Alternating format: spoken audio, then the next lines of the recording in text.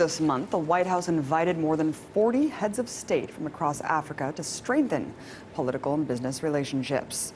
Over the course of the event, D.C.'s most glamorous hotels became temporary homes for some of the most brutal dictators and human rights abusers in the world, provoking mass demonstrations, some of which were received with violence. So to talk about just that, I'm joined by Kambale Musavuli, spokesperson for Friends of the Congo. Great to have you back on, Kambale. Thank you for having me back. So the video we're about to see is the aftermath of what happened at this event. I wanted you to explain exactly what happened to one of the men who was protesting outside of the Congolese president's hotel. Yes, so we had protesters who went to where the Congolese president was staying, about 3 of them. And as the president was coming out of the hotel, they were screaming, we don't need to change the constitution, you are a criminal, and so on. Got into his vehicle, drove off, and his bodyguard crossed the street where the protesters were, assaulted them. 2 were able to get away. Unfortunately, one of them, Jacques Miango, was caught by over 5 to 6 bodyguards, assaulted him. Broad daylight in front of the police, in front of the Secret Service. He actually had a concussion and even lost his teeth during this fight. But there has not been any arrest, and it's quite disheartening to actually see that the type of impunity that we see inside of the Congo is also taking place in Washington, and there is no accountability for this situation. Right. Explain really quickly why he's wearing military garb, and why do you think the D.C. police were kind of just sitting there watching?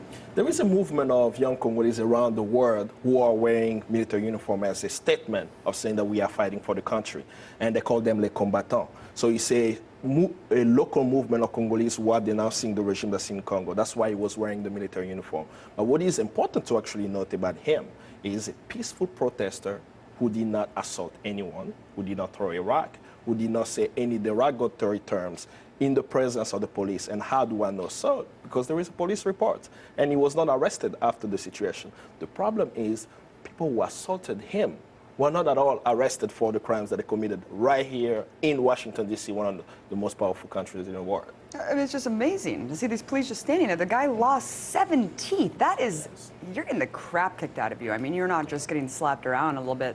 I mean, that's really insane. And he wasn't the only one, Kambale. Talk about what happened to Gambian journalist Fatou Camara and others as they protested outside of the hotel where the Gambian president was. And it seems to be something that's happening as normal here in Washington. President Obama invites African presidents, some of which are dictators, and they come to Washington and assault the protesters. So in the case of Gambia, we had a journalist, Fatou Camara, and another protester is the Usainu Mbenga, who was also protesting. Fatou Camara was actually knocked out. She went to the hospital as well. In the case of Usainu, one of the security details actually was wearing a brass knuckle and was punching protester, and he was also assaulted.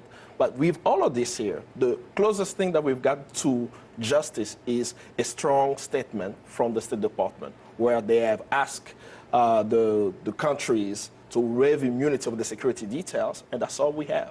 No arrest, nothing has been done to hold those who perpetrated these crimes accountable. And as you kind of just alluded, isn't this kind of impunity just an extension of what's given to these African leaders from the top down in their respective countries? And we're just kind of seeing it firsthand, and we're shocked, but this is what they do on a daily basis. And that shows also, if you see what is happening to Jacques or Fatou here in Washington, this is even worse at home. They have killed human rights activists. But in the case of Floribert Chebeya, was a long-time human rights activist in Congo, was found dead. Many activists who denounce these regimes are killed. But Washington continues to fund, train, equip these military regimes on the African continent with U.S. taxpayers' money. And that's the question we have to ask, because what is happening in the Congo is not an isolated issue.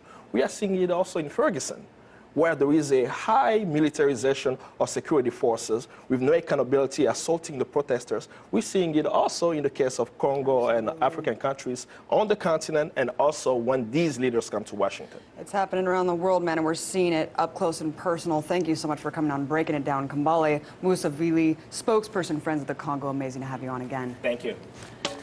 Thanks for watching, you guys. Be sure to follow me on Twitter sphere at Abby Martin. Join me tomorrow when I break the set all over again.